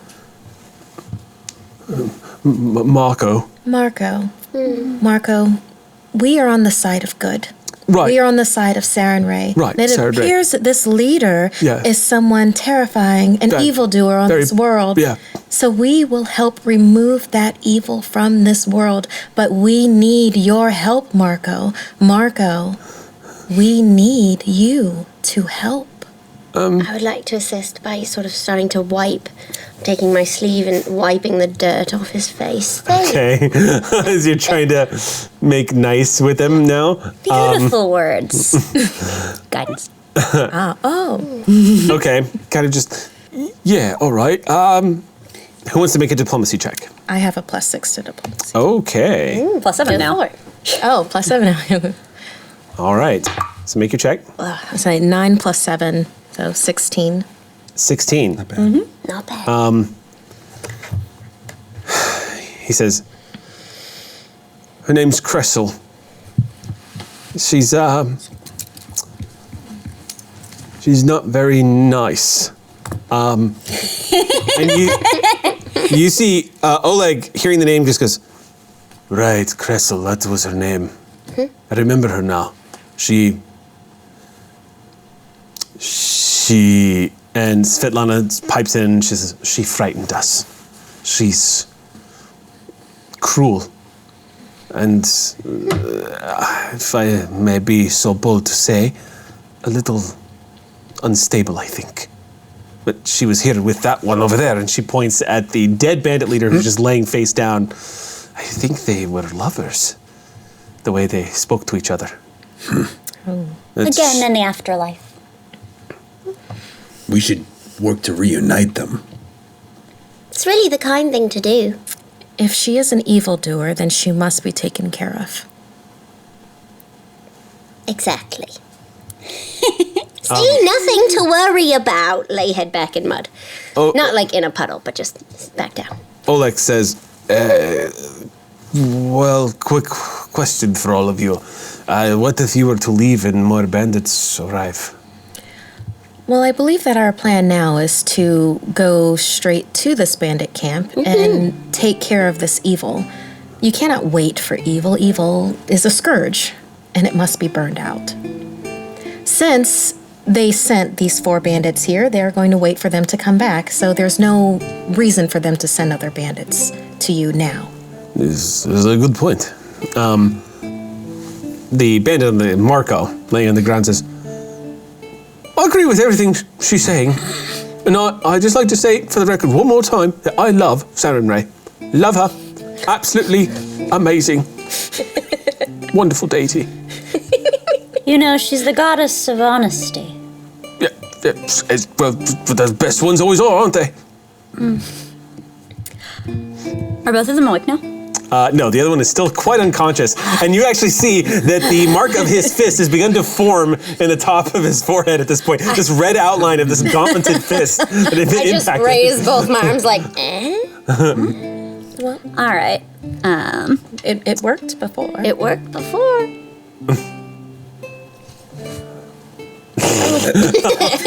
God, this is like a Ren and Stimpy cartoon over here. All right. Actually does not wake this one up. He is quite unconscious. What are you doing? Heal check. Oh, okay.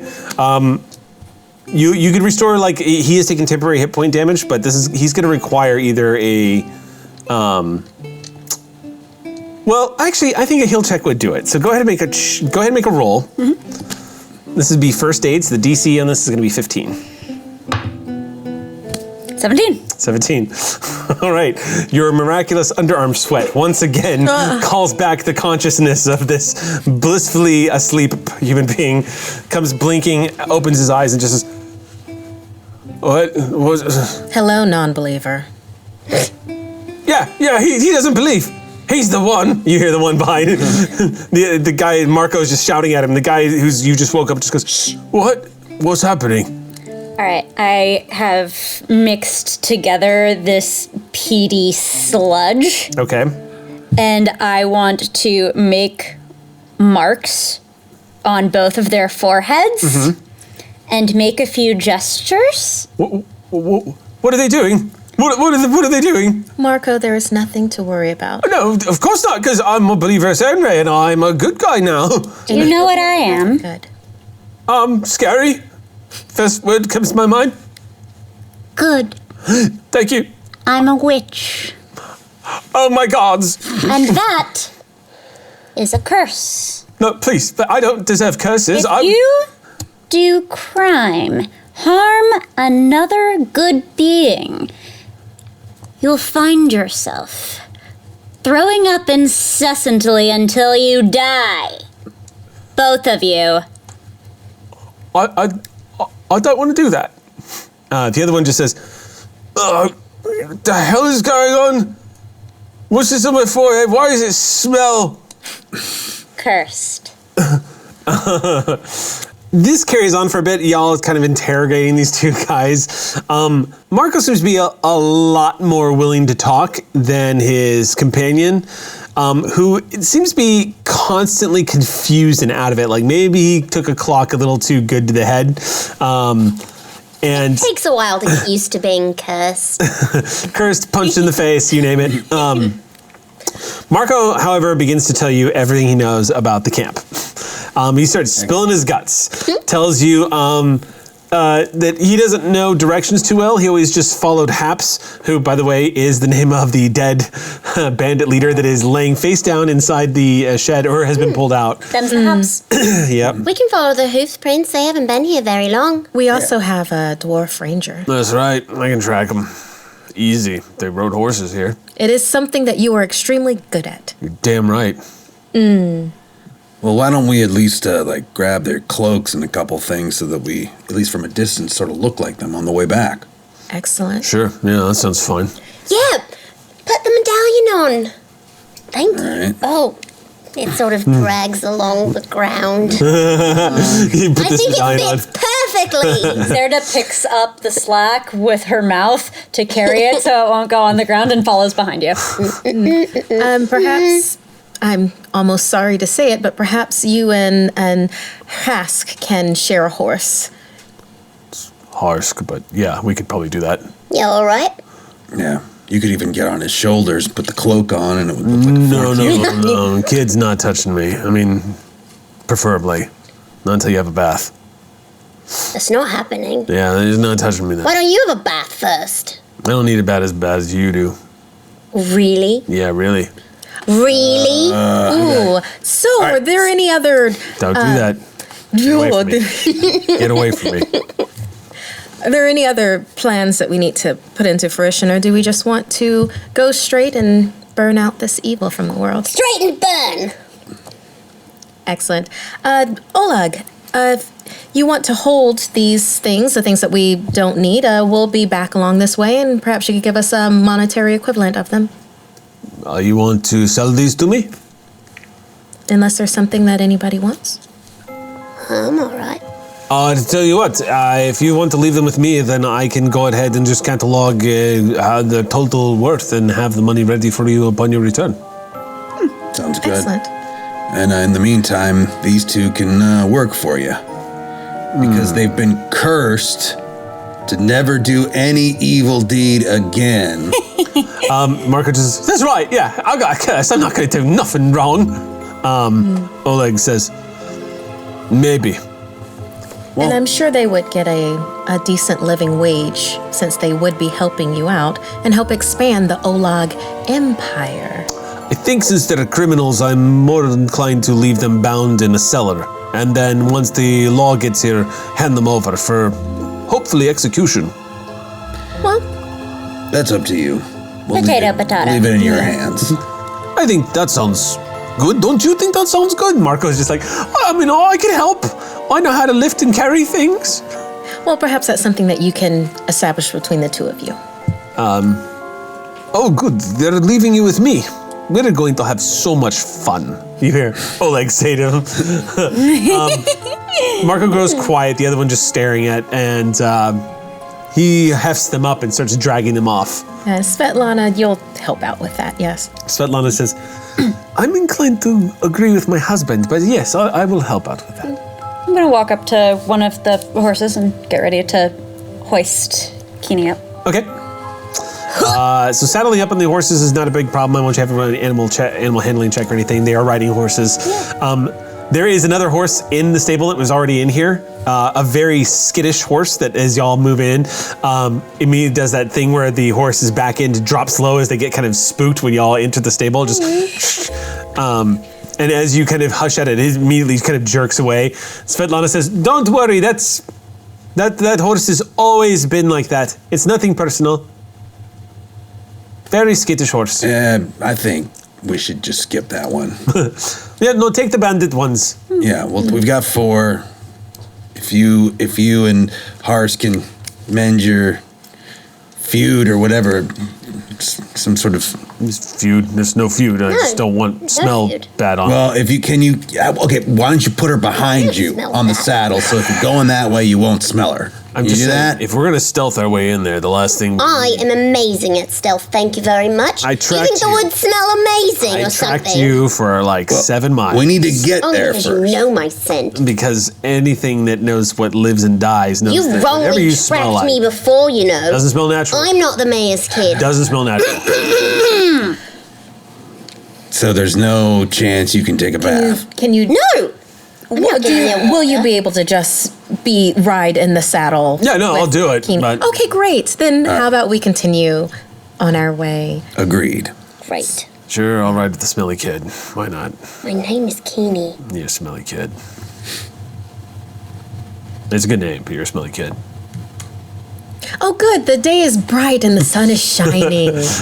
What a beautiful day to take out evil in the world. Praise be to Saren Ray. Praise May she be. guide us on our path. Y'all, the next few hours of the sounds of horses clomping out of the fort as y'all begin to I know. move back down. The day is young, and the dwarf is going to make some survival checks real quick to start. To survive my stench?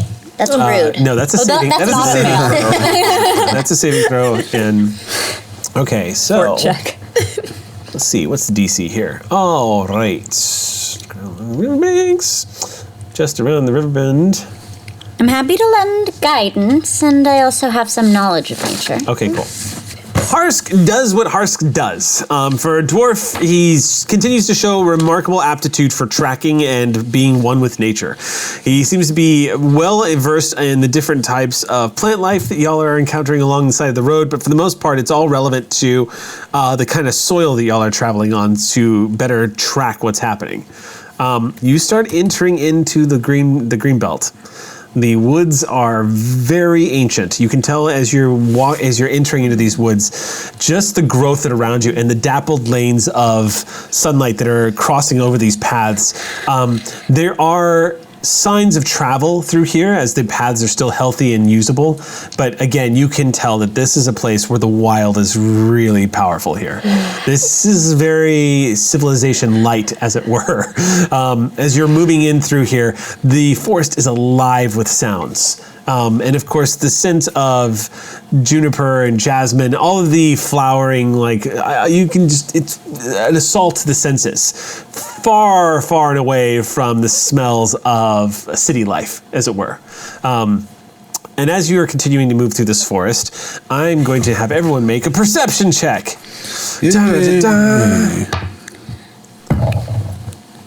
Okay, natural 20 for Harsk. I knew I got it. Yeah.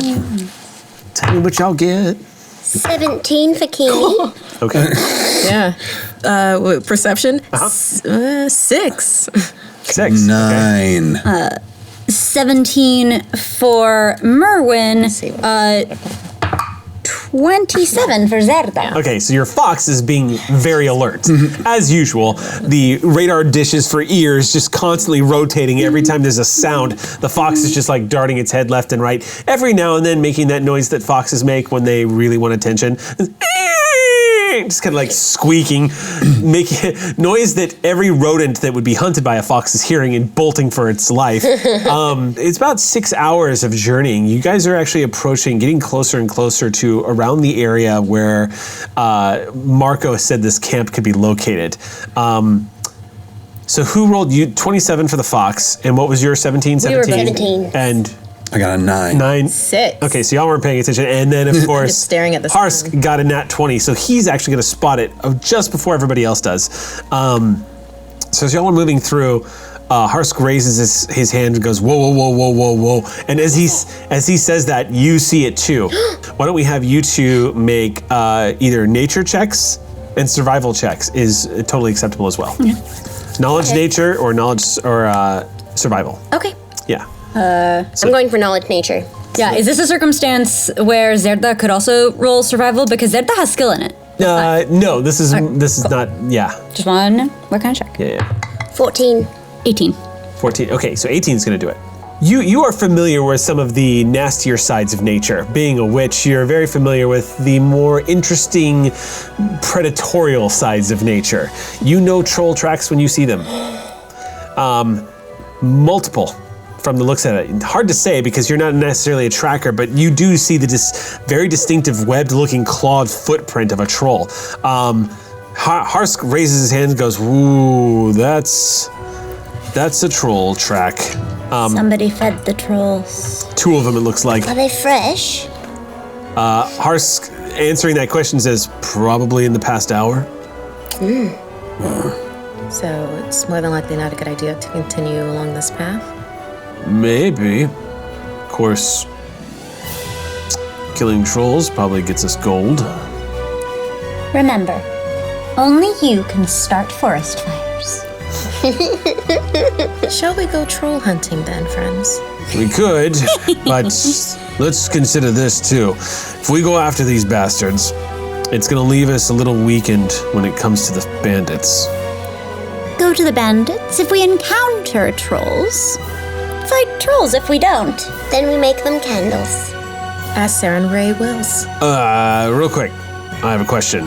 Who took the alchemist fire we found on that dead guy? Oh, Let's hear. sure, I have it. 2 alchemist flasks? Yeah. 2 flasks of alchemist something. And I had some already. Oh, okay. You have a thing about that. Yeah. Okay, then, yeah. He says, "Oh yeah, the 3 of you.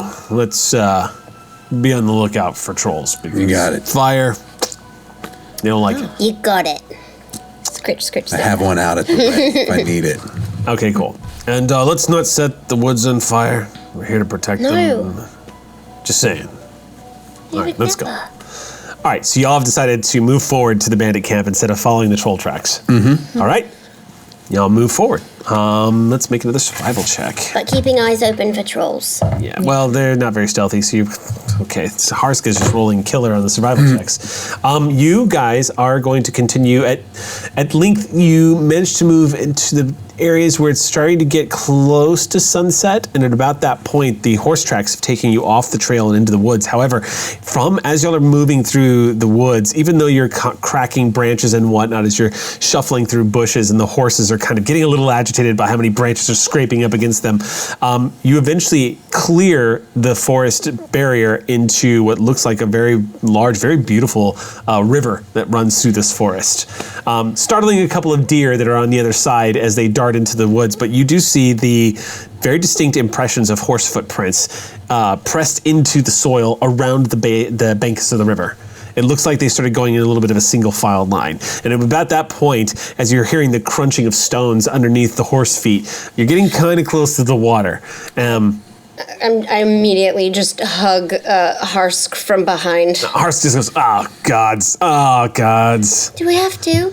Druma's ass. This is We going won't go around? to scrub this off for weeks. Harsk, We can't go around. I'm tracking. No. I'm tracking. you're the best tracker. Can we go around? I'm ignoring you now." He leans over, looks down at the ground. I'm going to bring my horse up alongside and let Zedda come off of my shoulders and wrap around like a little fox fur scarf to try to offer some measure of comfort. Now, being that it's a fox, it's having a little more difficulty balancing on the shoulders the way a normal animal that might have, thumbs or whatnot would. However, the fox is pretty agile and does manage to balance on kind of like the humpback part of your neck as you're kind of like leaning over and hugging the dwarf. The fox is doing that thing where its mouth is slightly open as it's kind of warm out and making that little squeak noises that foxes make. And Harsk goes, "Ugh, it smells, it's loud. I need everyone to shut up for a second, I'm tracking." I'm not afraid, I'm brave. Okay. And I'll lean over and I want to whisper a mantra in Scald to have Kini repeat. And that'll make your fear go away when you're going through water. Shoulders relax. Just repeat it when you're going through water.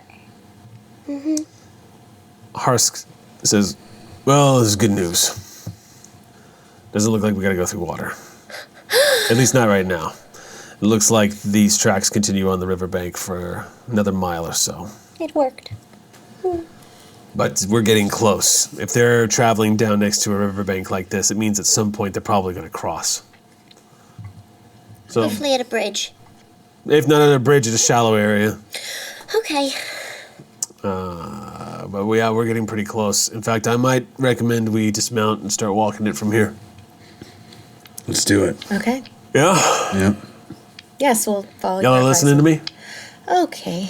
Just making sure. Yes, well, you're very competent as a ranger, so of course we will follow this advice. All right. What should we do with the horses? We can lead them, but when we get closer to the camp, we should tie them up somewhere. Or just let them go. Oh, we'll tie them up. We'll keep these horses. All right. Don't want the trolls to eat them. Well, that's why you let them go. There's nothing easier than a horse tied to a tree. We're walking as we're doing. Yeah, leads a little bit away from the bank, slides off the side of the horse, and starts leading it. And you guys continue moving forward. The sun is getting pretty low in the sky, and at this point, as y'all are approaching, I need everyone to make perception checks. Okay. You get it rolling 9. Tell me if you got a 15 or better. Yep. Yes, and also yes. Okay. What is that? 8, 3, no, 11. Okay. Zertha still rolled higher. 23. 23. What'd you get? 9. 9. Yeah. Nat 20 for 23 from me, and a 25 from Zertha. Okay, so for those of you who rolled over 15, Everyone. Except for I got an 11. Sharpening my sword. For those of you who roll over a 15, you hear it first, and of course you're going to be alerted to it after they've heard it. So essentially you starting to hear what sounds like the distant noises of essentially camp. The occasional clocking sound of maybe a stake being driven into the dirt and a laugh here or there. Someone calling out to somebody else. It's sort of echoing off into the distance, being swallowed up by a lot of the tree branches, but it's loud enough that y'all can hear it. And that is when you catch the scent of a hickory fire. You are definitely near a camp. I would like to start stealthing now. Yeah, that's actually when he's going to say, "All right, let's let the horses either tie them up here or we need to move stealthy like, Yeah. Yep. Yeah, good. Okay, let's do it." Do we want to go into the camp now? Do we want to wait until a very late hour where they might be sleeping? The witching hour. Well, maybe we have Harsk check it out because he. You want to scout it? Yeah, this is his area. Yeah, I can do that. Expertise. All right. I can get close. No. Harsk. No, it's fine. We need you with us. Harsk looks over his shoulder and side and just gives you a look like, "Don't you follow me." And he continues moving off. Sure. I'm a better stealther than he is. And you I'm a better stealther than he is. Harsk disappears into the woods. So half an hour passes. No Harsk. Then 45 minutes have now passed. He's dead, I'm bored. No Harsk. He's dead. I told you I should have stealthed. Then you would be dead. No, I'm better at stealthing than he is. I told you this. I care more about losing you than him. Who's our next stealthiest person? Oh, Goodness. oh. Well, there's stealthiness, my child, and then there's that it might be better for you to stay with the party because there's strength in numbers. Husk is dead. We don't know that. How are we going to not know that? We have to know that. Well, then let's all go together. I think that's a great idea. Can all of you stealth? Well, I can certainly try if Enough. Saren Ray wills it. Who has the It will be lowest done. stealth check here? It's got to be me because I'm in full plate armor. That's going to be you. Then So what's your armor penalty? -4. He's a bag of forks walking through the wilderness. Clank, clank, clank, clank. Okay, so I'm going to ask you to roll your stealth check. All right. Guidance. oh, So what does that do? Plus one. You get a Okay. plus one. All right. to So I'm whatever it only is. subtracting 3 now from this roll. Oh, okay. Hey, so 13. 13, okay. Yeah. Not completely obvious. No. Being aware of the disadvantages against you moving through the woods at the equipment load that you're at, you manage to take your time moving through these bush. You're also using to your advantage the soft soil near the riverbank. So that's kind of helping you a little bit. You push forward, and to your both amazement and to a bit of a sinking feeling, you realize that you guys were only about a quarter of a mile away from the bandit camp. Because as you start approaching one of the tree lines, as the river is bending, you're beginning to see figures moving down towards the river and moving back up the banks towards a very obvious campsite. There is a very large cart that is laid off to the side. It's the first thing that you're seeing up ahead. But right where you are right now, if you can imagine looking up a river, you guys are exposed at the moment. You haven't been. It's clear you haven't been spotted. But looking up, rather looking downstream, you can see movement of people going into the water with buckets and whatnot. Can we make out how many there are? From what you can see, there's about 3 just in your line of sight. Little figures moving to the water line and back, shouting a few things at each other and then moving back towards the camp. Hide behind the cart, so we're no longer in the line of sight. So the cart is actually up in the perimeter of the camp itself. Okay. So to get there without being spotted is going to be another stealth check, but you've managed to move up onto the camp right now without being spotted or heard. So Can we get back into the tree line? Absolutely, yeah. So basically, it's just these 3 individuals. Are they bandits? You're not sure from this We have to get distance. close enough to check, Yeah. shall we? Into the woods? Into the woods. Okay. Let's do one more stealth check, Just from you? just from Jason. Yeah. Oh, guidance. Okay. Yeah. Can Yeah. I get the benefit of 2 guidances? Or Well, I think the other one wears off, yeah? Yeah, it's just for one Okay. roll. So And it's a 0th level spell. Here You we I can just pop did that. guidance for you. all good. Oh, good. Yeah. I get a 15. Okay.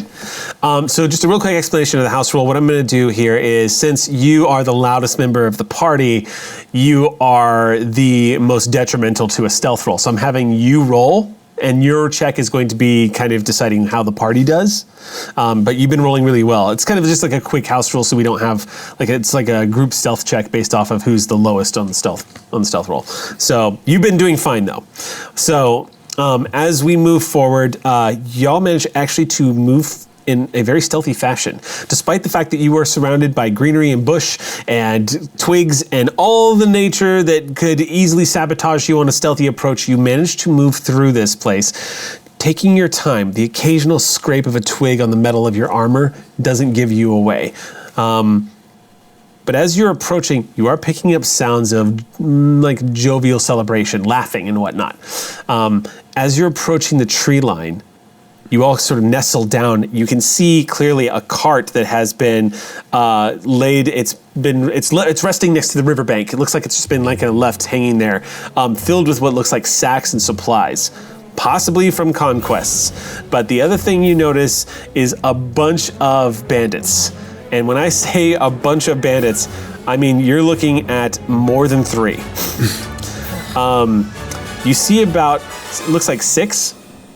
Okay. Milling about Expected. More than 3. milling about the campsite. Take them.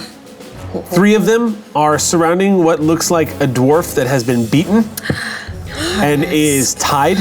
The dwarf is laying, he's on his knees. It's very obvious it's Harsk.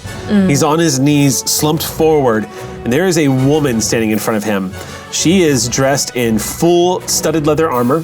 She has a pair of hand axes hoisted up onto her shoulders, and she's got a big smile on her face. Looks like she's got a green bandana on the top of her head tied back to keep her hair out, and like one of those just like partial, looks like a torn cloak that's kind of draped over her shoulders.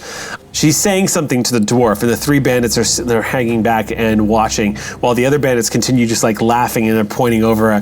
The dwarf is saying something. You can hear Harsk replying to her, and she says something in reply.